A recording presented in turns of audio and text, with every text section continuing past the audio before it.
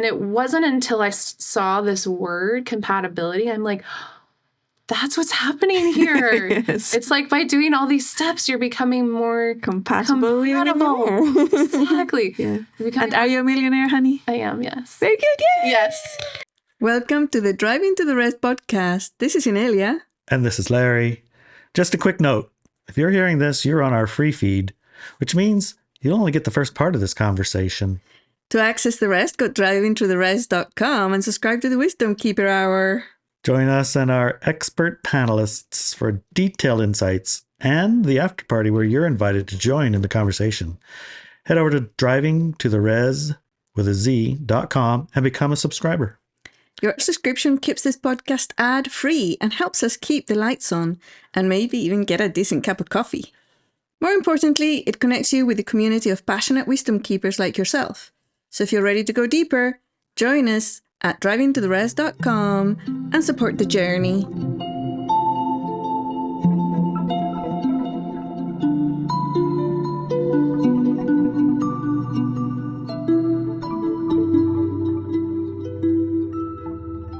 Dr. Kara. Hi, Nelia. Hi. Good to see you. You too.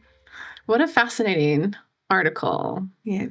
I mean, it's almost like I feel like we're breaking into a new precipice, a new era of exploration and the work that you've done, which is kind of funny because I don't think it'll be that different, but yeah, everything's different. Isn't that weird though? It's so weird. Isn't it? Yeah. It's like change one word and then suddenly it's a completely new thing. Whole completely new thing. Mm-hmm. So the first, I've been studying your work for many years, like 2010 or whatever. And I have noticed changes in lexicon over the years. Mm-hmm. So for example, in the early days, you used to say, I'm raising the vibration of the planet or whatever, right? Yes. And then it changed to frequency. Mm-hmm. And I think that had a lot to do with pre and post split and, but it did tweak it. Yes. Right. Things were louder with vibration. Mm-hmm. And then frequency, it was more about like chocolate or vanilla, I suppose. But that was a very big distinction. And I still hear people every once in a while say like, yeah, we have to raise our vibration. I know. And nobody used to use it. I know. Those words in a line. Yeah. It was so funny. We have to, what are the vibes right now? Yeah, we have to raise our vibration. It's Yeah. like vibe high. It's like hashtag vibe high, all these things. So that was a fun one. And to see that evolution.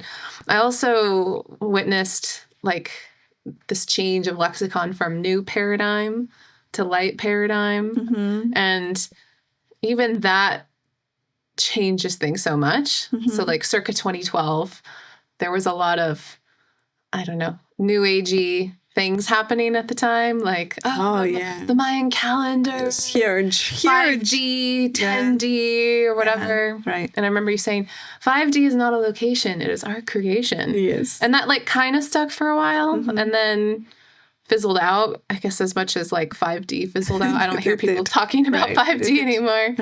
But from new paradigm to light paradigm, light only paradigm, that's a pretty big lexicon shift too. Well, I guess it depends on your perspective.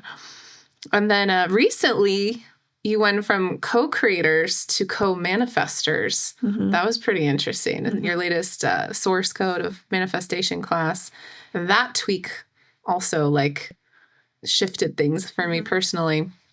And this last one, I think these are correlated, but you went from talking about enlightenment to the light rises with it.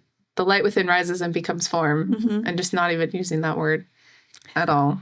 Or is that not accurate? No, that's not accurate. Okay. So my stated mission went from delivering the message of empowerment or facilitating the delivery of the message of empowerment to the light within rises and becomes form. That's how it changed. But it was my mission, basically. Oh, it was just your statement. Yeah. Okay. Yeah. Okay. Well, that's good to know. But even that's a new lexicon of it is the light within rises and becomes form, and it's fabulous, and we're using it all over. Which is really nice. So it's been interesting to see the evolution over the years, and it's nice to see that we can try on new flavors of words and energies and creations, you know? Yeah. Like we don't have to be like stuck with one thing, especially when the times change, right? Like Yes. I don't hear people talking about 5D anymore, you know? No. Which is probably a good thing because Yes. that never made sense to me. Right. But it did for some people. So, Or 2012. or 20, yeah. That too. Yeah, that went, yeah. Stop. Yeah. At midnight. Yeah. Yes.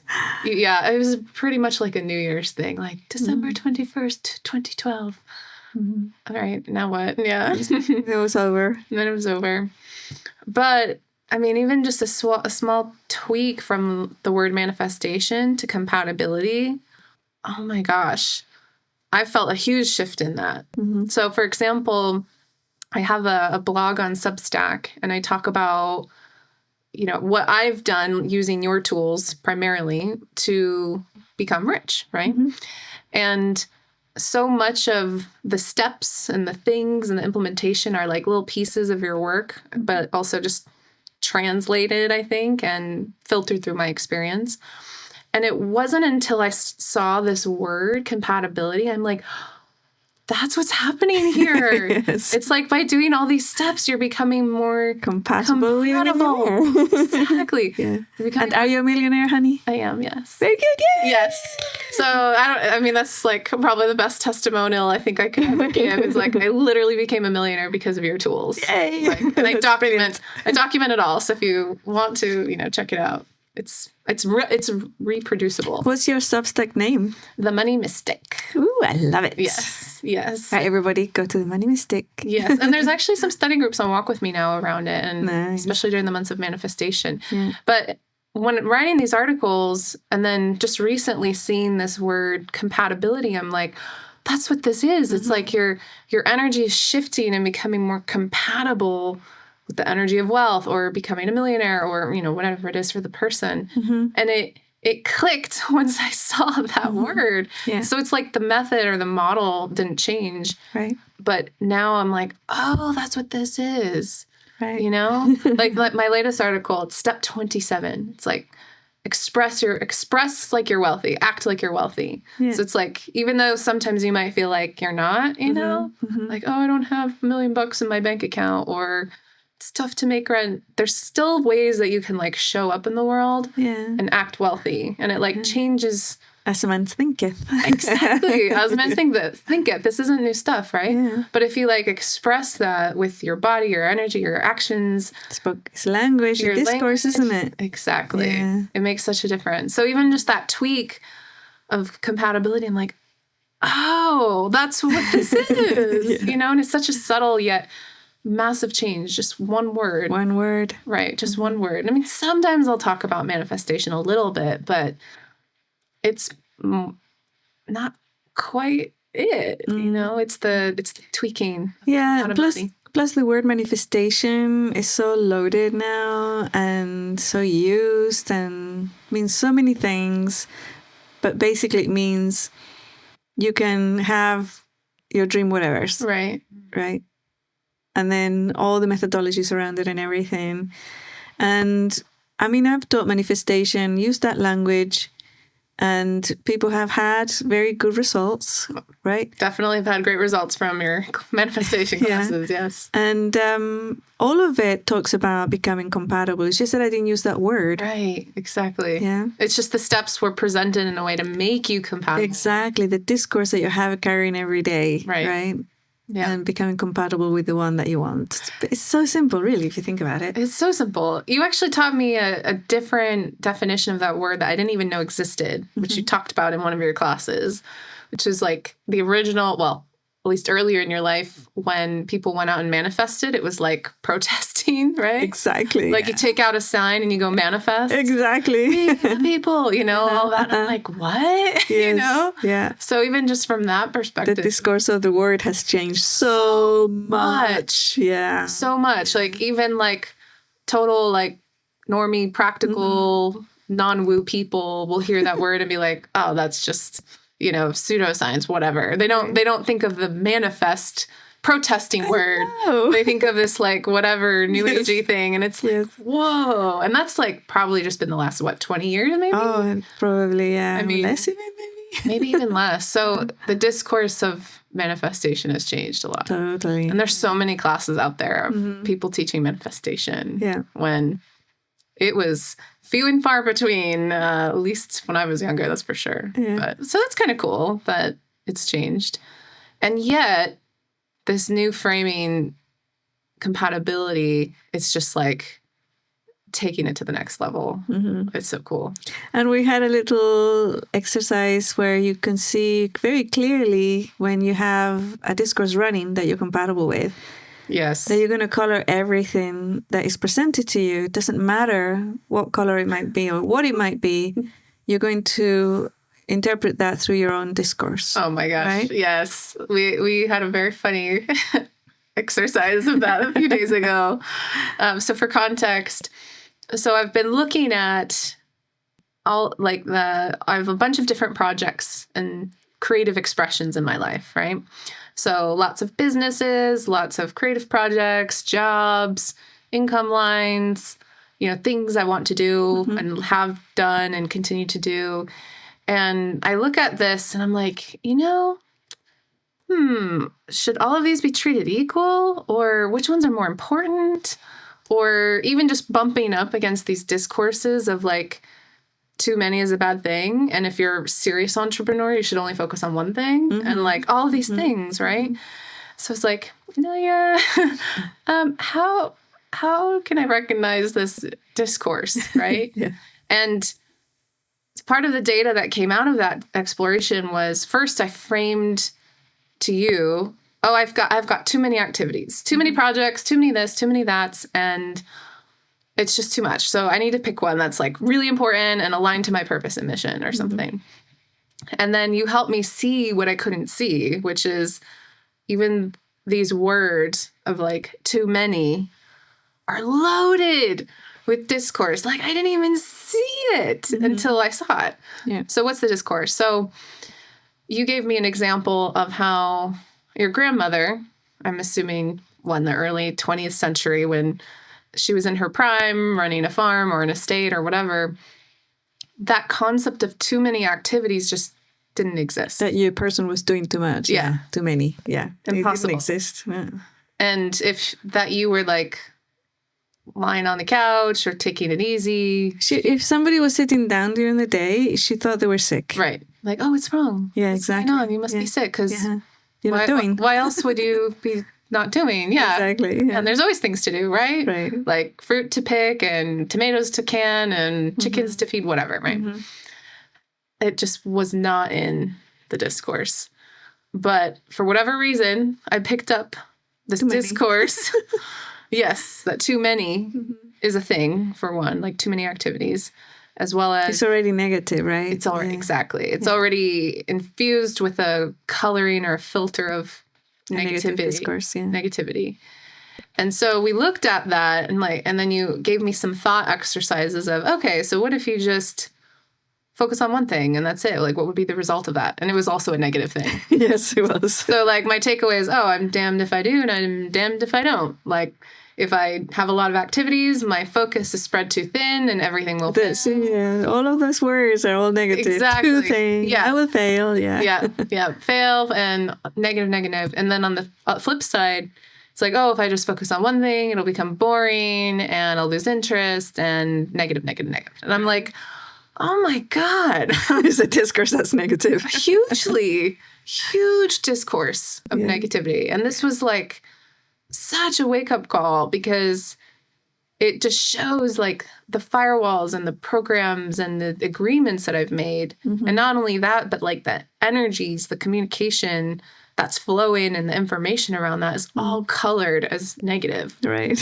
And it's like, oh my God, I'm actively creating this discourse of negativity. I'm becoming more and more compatible with negativity. Yes. Like, and I was like, we did an exercise with the cards. Yes. And it was like, what does this card mean? Well, it normally means X, Y, Z and it's positive, but yeah. In this case, it's negative because it's blah, blah, blah.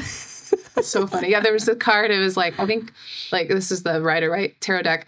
It was like 5 of Pentacles.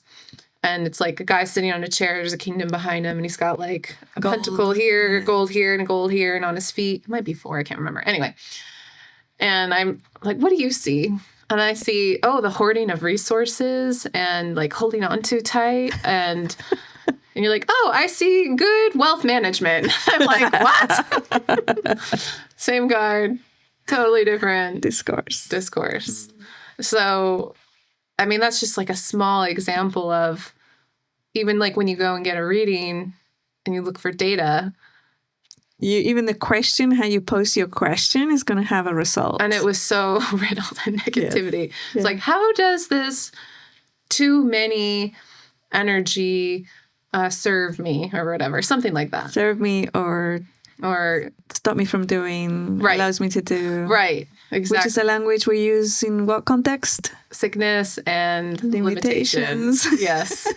Yeah, like in your limitations class, you literally give examples of looking at a sickness and it's like looking at how it serves you. And so even the framing of that question of like, how does this too many item serve me and prevent me from, like, what is it stopping me from doing? Exactly. It's already negative. It's already negative. So the results I got were totally aligned with that discourse. Yes. And it was like dark light this and preventing me from being my optimum blah blah.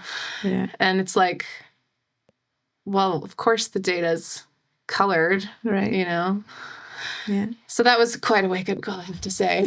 And since then I've been looking at when I fall into that pattern of becoming more and more aware of it and like catching myself and be like, yeah. Wait. How do you catch yourself? Because people are going to be interested in this. Oh yeah. So I'll give an example. Yesterday, I think it was. So, what was it? So I was talking to Fred, and it was in the late evening or something, or afternoon. I can't remember exactly where we were. But it was something like, oh gosh, I wish I knew more of the details, but I'll give you a sense of what happened. So he said something like, you got too much going on, or there's too much of that, something like that. And I said, well, maybe it's a good thing, I said, maybe it's a lot isn't bad. Maybe a lot is really good. It was something like that. Mm-hmm. Gosh, I wish I remember more of the details. And it's funny I can't. I know, right? Firewall. Anyone? But I do remember him like saying something like that. And that's the agreement of the discourse usually. Right. But I caught it and I was like, no. What if, it could be, it's fine. It could be fine instead. And then he's like, sure, okay, whatever. Like he had no attachment. Like it's not a thing, right? Yeah. So that's one example is like. And often people will parrot back to us the discourse we're carrying because that is engaging. Yes. It's like they're trying to connect and they know your discourse, so they'll engage with it because it's connective. Yeah. And there's a lot of ways I've connected with people with like stress and too much and work whatever the thing is, right? Yeah. And there's other discourses where that probably isn't the case and it's not relevant. Also, right. So it just depends on what threads are there. Exactly. Right? And which ones are, having attention on them. But it was just so funny because I was like, oh my gosh, that's the discourse, like too much and not, with this negative spin. I'm like, oh, no, maybe it's fine. Maybe it's just fine, something like that. So that's, I think, part of it is just seeing how your co-creators are reinforcing that discourse. Yeah. But then also when you like consciously shift that energy or that communication, it was pretty instant, like the shift of the connection with Fred even. He was just like, oh, yeah, okay, whatever. It's not like he had this like crazy reaction of, no, it is too much. Yeah, it wasn't at all. Not at all. It was like probably the opposite even. So that's I think that's one way. I think it's like you have to have a certain level of self-awareness, and not just self-awareness, but like awareness of how your communication is flowing both directions. Yeah. You have to listen for like keywords and recurring patterns with your co-creators, like in this case, Fred, but also with me, like my default tendency to just be like, oh yeah, I've had such a busy day. There's so much going on. It's just too much, or whatever. And then being like, whoa, getting curious, right? That's one of the tools you teach too, is like, oh, get curious. There's like there's a pattern here. There's a firewall here. Like, what's going on? So I think that's one place to start, is just if you have been like working on something, like trying to manifest something for a while, or, it's the months of manifestation, I think just like it sounds easier than it might be perhaps, but just like taking a step back and just trying to observe what actually is happening rather than jumping into the discourse immediately. Right. Like, yeah, it was too much. And, instead just being like, maybe it's not, I think maybe it wasn't too much. Maybe it's fine. I think that one of the recurring things I've seen from your explanation is like, maybe pay attention to any negative feelings that you might have. If you got a negative discourse running and you want to change that, then yes. Yeah. Right? Yeah. So this is a perfect spot for me to interject something that I've been playing with the panelists. Ooh, okay. Let's hear it. So you're familiar with The Light Within Rises and Becomes Form? Yes. Okay. So here's the thing. When you have that negative energy, which in that situation, how would you have described the negative energy? You mentioned the word overwhelm. What else? It could be, overwhelm, stress, feelings of like frustration. Frustration. Okay, so the stress within rises and becomes form. Oh my gosh. That's literally what I've been doing. Yeah. That's what, oh man. Yelp. That's it. That's it, people. Whatever in the feelings we have generate and become form. Exactly. So it's like more of the same, right? It is, yeah. Oh, so true. I've had this come up in work before, like steering away from drama and indulgences, because this was several years ago, but I saw a lot of like victim aggressor things that I had running with like a boss or whatever. And using that spin on it, it's like the victim aggressor within rises and becomes form. Yes. You can see it clearly. So clearly. I can see clearly now the rain is gone. Doesn't rain have a connotation with the fall? Yes. The rain of power. Rain of power. Interesting. Yes. Anyway, that is a very useful tool. So let's say you are trying to save money. I'm putting a hypothetical out there. Let's say you're trying to save money because you've been told that saving money is a good thing, right? It's check your checking account and maybe you put, a recurring deposit in another account. So you just save some and that's what you're told to do. So that's one situation. So let's say when you do that, you look at your account and there's this feeling of like stress and anxiety and I have to and whatever, right? Different situation. You are going about your day. Let's say you're in a city and you're meeting up with a friend and go to a cafe, have a fabulous conversation, drinking coffee, order a dessert, and just energy feeling fabulous. And then after that, you decide, you know what? I'm just feeling like I'm in such a good mood right now. I'm gonna do a little window shopping, do a little window shopping, find a scarf, maybe a nice dress. This is obviously if you're a woman. And, buy things that you're like, I haven't treated myself in a while. Or, this is just so beautiful. I just would love to have this scarf, And then you look at your phone and then all of a sudden you see like, oh, I just sold a class. Or, oh, I just got like, something at work that happened. That's great. Or, it's like something came in, let's say, as you were spending. So 2 very different discourses. One is like, okay, you shouldn't. One discourse is you should save your money. Don't spend it. Don't spend it. Make sure you look and calculate. And if that situation you become filled with anxiety, it's like anxiety within rises and becomes form. Other situation is I feel great. I'm attracting wealth. Wealth comes to me. There you go. Whole different discourse. Same person, different discourses. And it's like that's the type of stuff we're doing all the time. And it's so personal. Like, and it could be reversed, right? Exactly. Like for one person, it could be the opposite. Exactly. Like, oh my gosh, if I spend and I don't look at my budget, I freak out, you know, or so stressful. Exactly. I have to have 50,000 in my savings account, so otherwise I don't feel good. Exactly. I actually do have that is one of mine, actually. It's like, oh yeah, okay, got 50K. That's nice. Whew, all right. But for for others, it's like, no, I like looking at it every day because it feels inspiring. I love seeing the numbers. It's so good. So I think it just shows, like this example shows that it's all about like your feelings and what energy you have running and what are you allowing to rise and become form, because same discourse, totally different outcome for a different person. Well, same situation, different discourse for each person, right? Yes. Thank you for clarifying that. Same situation, different discourse. And it's like such a personal thing, right?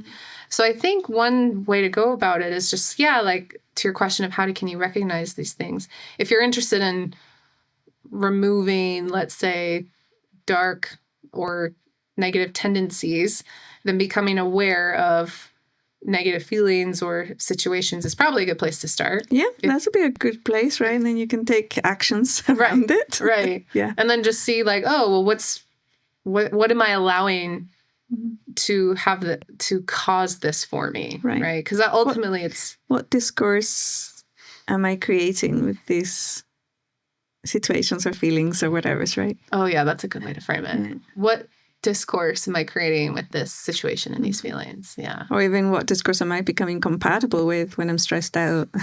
Oh, so good. Yes, that too. I gotta write this down later.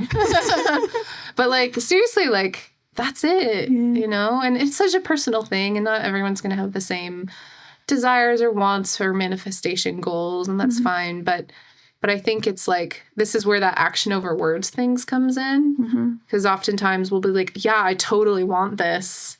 Why hasn't it showed up for 3 years? Well,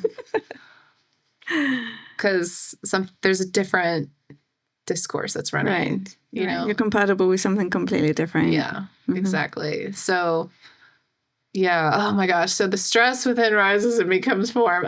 But that is so helpful to see. Yeah, it is. And it's very accurate. So now that we see it, now we can do something with it. Exactly. Yeah. I'm curious to see how the other panelists responded to that. I can't wait to watch.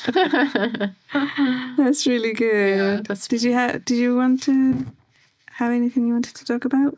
Let's see.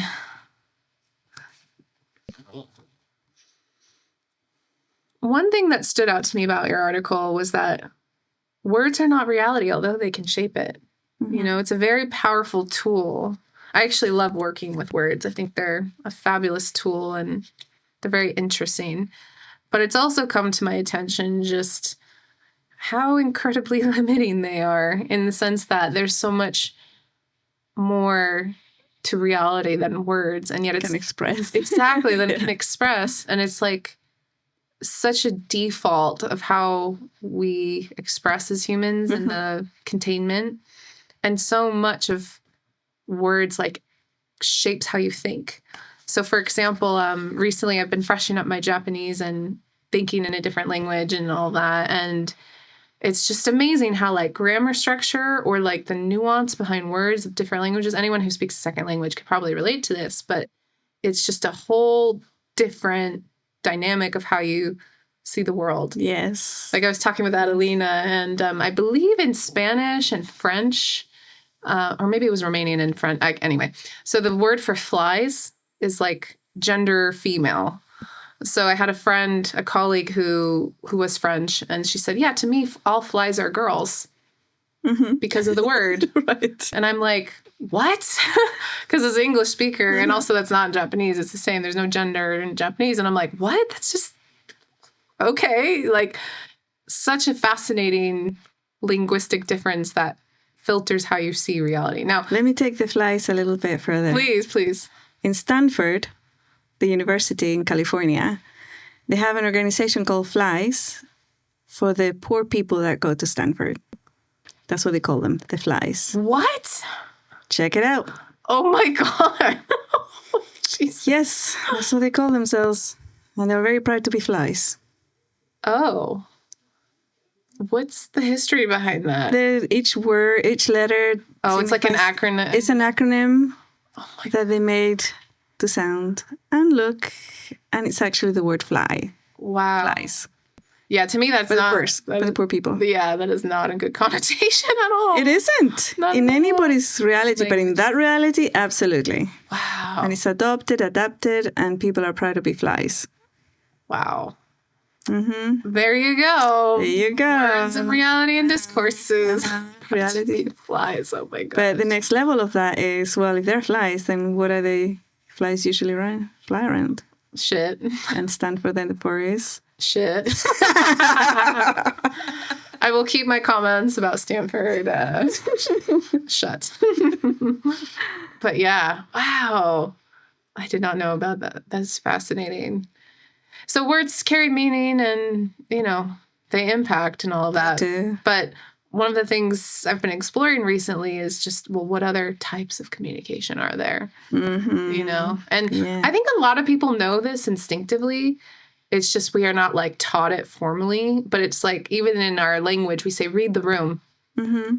Yes. Are you literally reading the room? Like with letters? With letters and the room like doesn't have letters. But it's like, what does that mean? Oh, you're like scanning the energies, looking at micro gestures, how people are dressed, their contortions with their bodies. And like, that's communication, right? Right. It's like, and yet we all know that instinctively, but it's not taught. Right.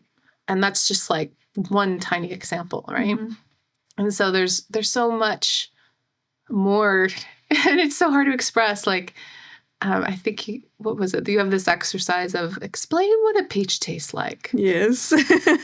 Or a pear or chocolate. And it's like strawberry. Yeah. It doesn't matter. Just describe it to me with words. Describe it. It's like sour and sweet. What is sour? What is sweet? Those are words. Yeah. Does not work. At some point, it's just like going to fall apart. Right. So on the one hand, like knowing that words are not actually reality, but a useful tool to interpret it, work with it, create reality. Yes. I mean, one of the most powerful tools of humanity, in my opinion, is the novel, like, or the spoken word, like, oral traditions, and so powerful and influential, and yet still. Or like Dark Paradigm. Well, yes. Do people have books in the light paradigm? Yeah, but they're not that influential because you have experiential telepathy. Right. It's probably a lot more rich to have a conversation with experiential telepathy. You can send the taste of peach to another person. Then you go, oh, that's what it is. Yeah. Movies and stuff would be very different with that. It reminds me of that scene in, I think it was The Return, with Shyler and I think it was Arclea having an old language conversation. Yes. And like one was expressing like the depths of the ocean and the blues and the coolness, and it's such a great you use words so well to express what experiential telepathy can be like, and that is not an easy thing to do. So hats off to you, madame. That was such a clever use of words to express that, and yet still like using words. Yeah. Anyway, so I think just one of these things to keep in mind as we look at lexicon and words and how things shift. It's not reality, although it can shape it, and that there are other forms of communication that we can tap into all the time if we choose to. So, and yet, the words that you do choose seem to make a big difference as well sometimes. Join us for the rest of this conversation at driveintotheres.com. And when you go to driveintotheres.com and you join in the rest of the show, rest of the second hour, you also get to join in the after party. 9:00 on Fridays, we all get together, including you.